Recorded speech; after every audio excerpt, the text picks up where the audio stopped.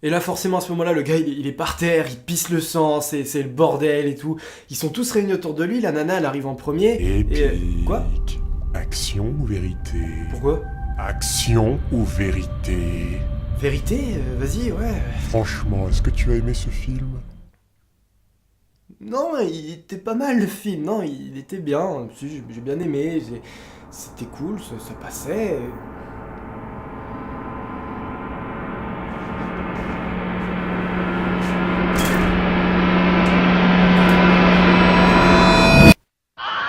Salut à tous, c'est Pixel, on se retrouve pour cette vidéo critique Retour Perdant, et c'est la 90e, alors je place ça juste comme ça au passage dans cette critique, à partir de, pour la 100e vidéo, voilà, pour célébrer l'événement, pour le fêter, disons entre guillemets, je vous présente le reste de la collection, la partie finale, la partie Blu-ray, voilà, donc ça va arriver maintenant d'ici au moins 2 mois, je pense, je dirais, voilà, le temps de faire 10 vidéos encore, 10 critiques, mais ça va tomber. Sinon, on se retrouve pour parler de ce film Action-Vérité. J'ai pas mal de retard parce que à la base, ça fait partie de ces films que je ne comptais pas aller voir et que je suis allé voir donc longtemps après sa sortie. Ça fait maintenant au moins un bon mois, si c'est pas plus, qu'il est sorti.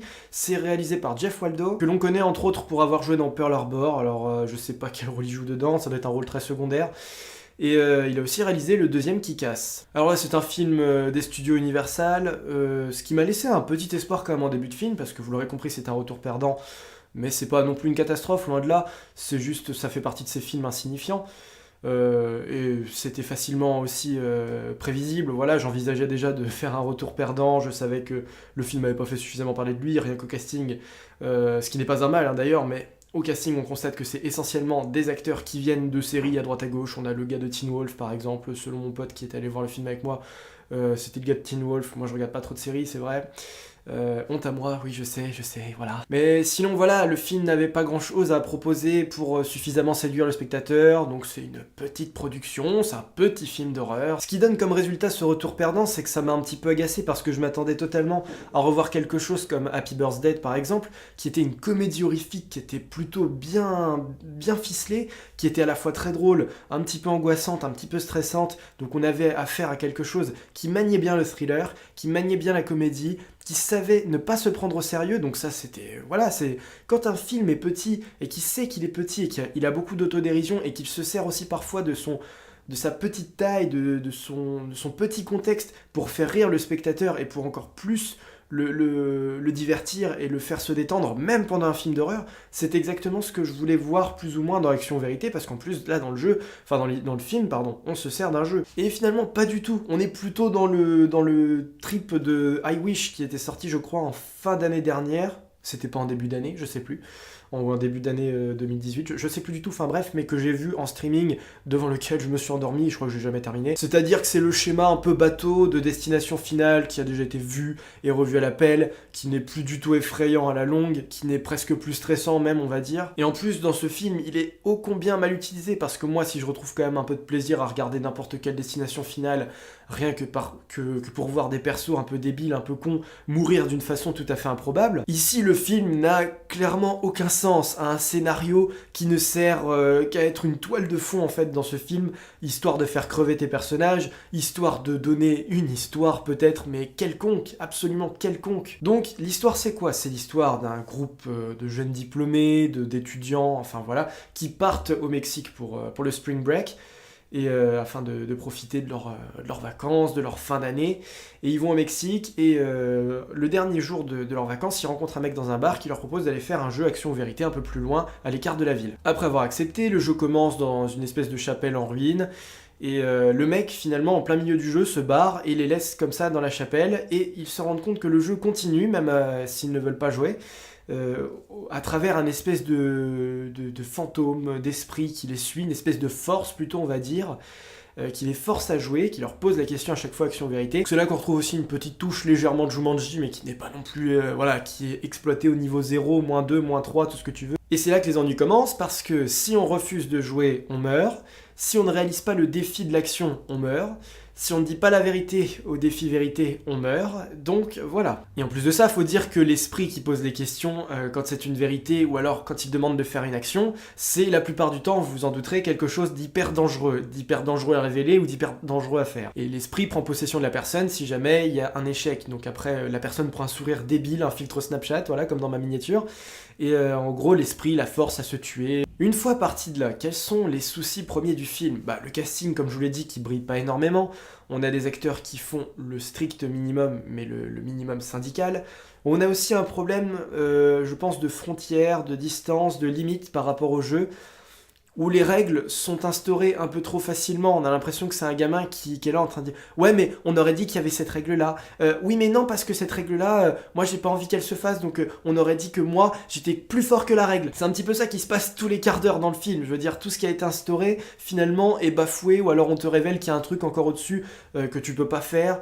Il y a par exemple cette règle au début que j'ai trouvée intelligente de dire que, bah oui, ce serait trop facile de prendre vérité à chaque fois. D'ailleurs, si vous avez eu l'occasion de jouer à Action Vérité, vous verrez que la plupart du temps, ceux qui ont la trouille, ceux qui ont vraiment pas les boules, ils disent tout le temps vérité. Et le film trouve quand même une bonne parade à ce truc-là pour te dire, bah ouais, mais au bout d'un moment, faut aussi choisir action, faut aussi que tu mettes ton corps en action pour faire un truc soit dangereux, soit absolument ridicule, qui te foute la honte, enfin voilà. Et finalement, au moment où on te dit ça, je me suis dit, j'ai pas besoin d'en savoir plus. Ok, des fois, il va falloir prendre action.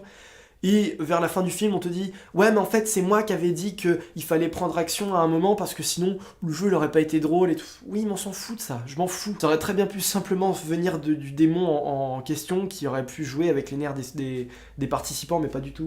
Pareil, en milieu de film, disons que bon, là, on est plus... Voilà, je vous spoil, hein, le film est sorti depuis longtemps maintenant, et de toute façon, c'est pas un scénario formidable, hein, donc en vous révélant ce genre de choses, vous allez pas vous pisser dessus en vous disant « Merde, il m'a spoilé !» Donc, en milieu de film, comme je le disais... bien sûr, on retourne au Mexique pour essayer de savoir quelles sont les origines de ce jeu démoniaque, pourquoi ils s'en prennent à ces gens, et on découvre qu'il y a une intrigue religieuse avec une bonne sœur qui a invoqué un démon, évident pour une bonne sœur, bien entendu, afin de se débarrasser du prêtre qui était un harceleur sexuel, enfin voilà, enfin je veux dire c'est assez tiré par les cheveux quand même, par rapport aussi à ce qu'elle a dû faire et ce qu'elle doit faire pour invoquer ou pour enfermer le démon, c'est assez...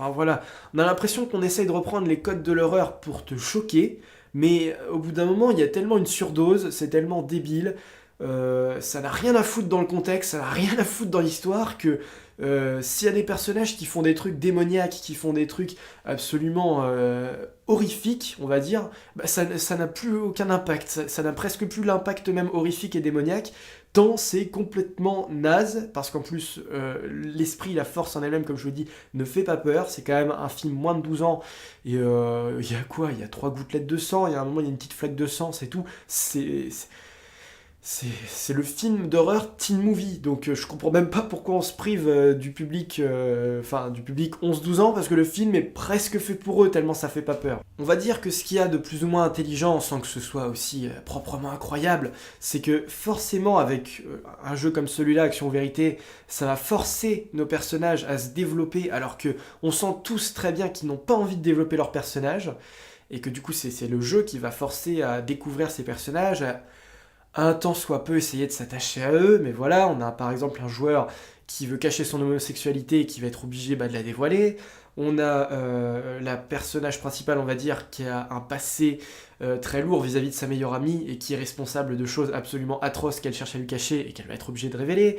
On a le petit ami donc de sa meilleure amie qui essaye de cacher le fait qu'il est amoureux de la perso principale. Enfin voilà, tous nos persos vont devoir se dévoiler et dévoiler leur jeu, dévoiler leurs cartes grâce au jeu Action Vérité. C'est un schéma qui aurait pu se défendre si les intrigues avaient été bien plus au cœur du film et si nos personnages avaient été beaucoup plus savoureux, chose qui n'est pas le cas puisque le jeu reprend trop souvent vite le dessus et on a tendance à vite passer l'éponge sur ce qui se passe, même sur les morts du film, on les oublie trop rapidement, un petit peu comme ce qui se passe dans Destination Finale, au profit du fait qu'on veut à tout prix savoir comment arrêter le jeu ou qui sera la prochaine personne qui va se mettre en danger. Donc en l'état, c'est vrai que ça désamorce aussi énormément de choses, énormément d'actions, énormément de relations personnages, il y a beaucoup de choses qui sont limite balayées aussitôt qu'on a posé la première pierre. Donc oui, je préfère quand même insister là-dessus, les morts sont vraiment oubliables, ne font pas peur, sont très standards d'un film tout public. Il y a vraiment rien de... Il y a des films qui font pas peur, où il y a des morts bien plus spectaculaires que ça, où il y a des morts bien plus émouvantes, plus choquantes. Donc rien que là-dessus, le pari film d'horreur, il est quand même... il est foiré. Il y a un ou deux jumpscares, je dois l'avouer, mais c'est rien de fou non plus par rapport à l'esprit. C'est vrai que ce qui fait le plus peur dans le film finalement, c'est pas tant les défis à réaliser, c'est pas le fait qu'ils se mettent en danger, c'est la manifestation de cette force, de cet esprit. Parce que c'est un démon dans le film, mais j'ai pas envie d'appeler ça un démon.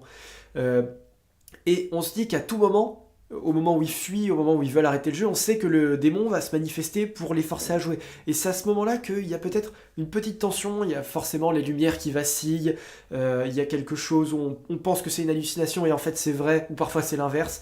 Et c'est à ces moments-là que finalement, le petit côté un peu effrayant, le petit côté un peu peur, va jouer sur le spectateur, mais c'est quand même, là aussi, le minimum syndical, d'accord. Ensuite, parlons de la fin. Alors on sait très bien que c'est très binaire pour les films d'horreur, il y a deux cas de figure. Il y a la fin catastrophique, c'est même pas une fin triste ou quoi, la plupart du temps dans un film d'horreur, t'as la fin catastrophique ou t'as le happy ending. Et ce qui est assez bizarre, c'est que finalement les meilleurs films d'horreur dans l'histoire du cinéma, enfin la plupart, sont ceux qui ont des happy endings, ou du moins des fins où il y a quand même une victoire, même si elle est pâle, ou voilà. Et finalement, celui-là, je vais pas dire que mauvaise fin égale mauvais film d'horreur, pas du tout, c'est pas la vérité, mais il y a quand même une fin qui essaye de te dire, ça termine en catastrophe, t'as vu que le jeu a gagné et que nos personnages ont perdu, mais c'est quand même tellement con. Attention, je vais respoiler, mais là, c'est la fin la plus conne de l'histoire. Alors que nos personnages étaient sur le point de trouver comment enfermer le démon grâce à un espèce de rituel assez débile, mais qui se tenait à ce moment-là du film, par rapport à ce qu'on nous avait raconté, par rapport à quel était le dénouement du film, on pensait qu'ils allaient gagner. Le but du jeu, en fait, était de couper la langue du mec qui a libéré le démon, et de la replacer dans le pot dans lequel était enfermé le démon. C'est en train de se faire, et on ne sait pas pourquoi tout se barre en couille à la fin, alors que, en essayant de réfléchir un petit peu à droite à gauche, ils auraient pu quand même faire jouer la montre, essayer de gagner du temps, c'est vrai, histoire que le démon soit un peu mis à l'écart, et non, c'était con, il y avait beaucoup plus de solutions. Et donc on perd du temps au lieu d'en gagner, c'est quand même assez con. Et finalement, en sachant qu'il reste quoi? Il reste 2 personnes sur le groupe qui ont survécu. Le mec qui devait se couper la langue, en fait, meurt, et donc du coup, il peut pas accomplir le rituel, c'est foutu. Et finalement, les deux filles qui restent à la fin, elles font exactement comme le mec au début, c'est-à-dire chercher énormément de monde pour élargir le jeu, et pour éviter que leur tour arrive trop rapidement, en fait. Donc c'est complètement con. Et c'est surtout la façon qui est mise en place de faire ça.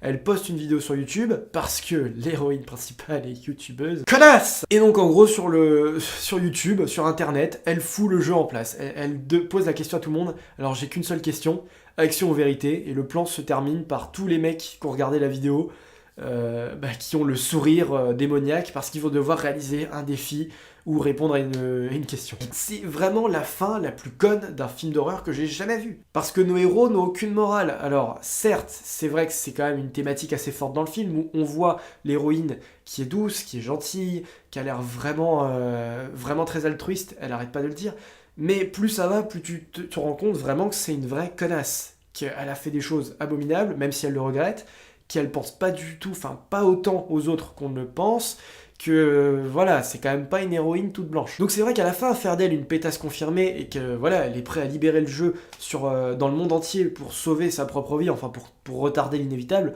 ça c'est complètement irrationnel. Ça n'empêche pas le fait quand même que probablement c'est impossible. Le jeu fonctionnait à base de rencontres de gens, sur la base d'accepter de jouer. Donc tu peux pas diffuser ça comme si c'était un truc informatique, un fichier que t'envoies à travers le monde. C'est complètement débile par rapport à ce que le jeu instaurait au début. Au début, voilà, c'est ce que je disais, le mec est allé chercher un groupe, leur a demandé s'ils acceptaient de jouer, et ils ont dit oui. C'est là que le pacte se crée. Mais tu peux pas dire à n'importe qui, action ou vérité, et hop, il fait partie du jeu. Tu peux pas faire ça comme ça. Autre incohérence du film, parce que je pense qu'il y en a largement, on peut les trouver facilement, et elles sont même pas planquées dans le film. Donc voilà, je vous invite à les trouver si vous avez vu le film. Mais la plus grosse, c'est, comme je vous ai dit, le petit ami de la meilleure amie de l'héroïne, qui, au début, annonce, suite à une question, qu'il est amoureux donc de l'héroïne et non de sa meuf. Donc il le dit, ouais, en fait je suis avec elle, mais moi je n'ai Dieu que pour toi, je me demande parfois qu'est-ce que ça ferait si j'étais avec toi et pas avec elle. Et un peu plus tard dans le film, alors qu'ils ont couché ensemble, là aussi suite à un défi, il lui révèle finalement que il est plus amoureux de sa meuf plutôt que de l'héroïne. Contradiction totale avec ce qu'il disait au début. Là où ça fonctionne même pas du tout, c'est qu'il venait de se taper l'héroïne, donc il venait de tromper sa meuf, lui il en était vraiment heureux, limite fier, il dit ouais, c'est à toi de faire le défi, mais moi je prends du plaisir à le faire, il lui dit littéralement. Et juste après, une fois que c'est fini, ouais, finalement je suis plus amoureux d'elle en fait. Oh la déception pour la meuf, je te jure. Gardez bien à l'esprit que ce film est complètement écrit n'importe comment. De toute façon, il est certainement même plus dans vos salles de cinéma, ou alors s'il y est, c'est pour un temps maintenant très réduit. Voilà, donc ici s'achève cette critique retour perdant de Action ou Vérité que je ne vous inviterai certainement pas à voir et à revoir en famille ou entre amis.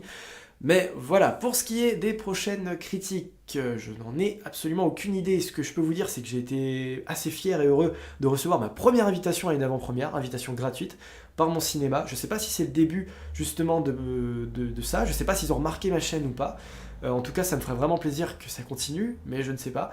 Malheureusement, le problème, c'est qu'elle se situe samedi là, donc ouais, dans quelques jours, et que je vais pas pouvoir y participer. C'était pour le film À genoux les gars, qui m'enchantait pas tellement, mais pour une invitation gratuite, franchement, j'y serais allé. Hein. Mais voilà, espérons que ça puisse se reproduire et que j'ai droit à d'autres invitations. Par CGR, voilà, CGR Beauvais, ce sera cool. Et sinon, on se donne rendez-vous donc pour de futures vidéos, et vraiment, à moins d'être un petit peu masochiste, je vous déconseille d'aller voir Action ou Vérité. Salut à tous!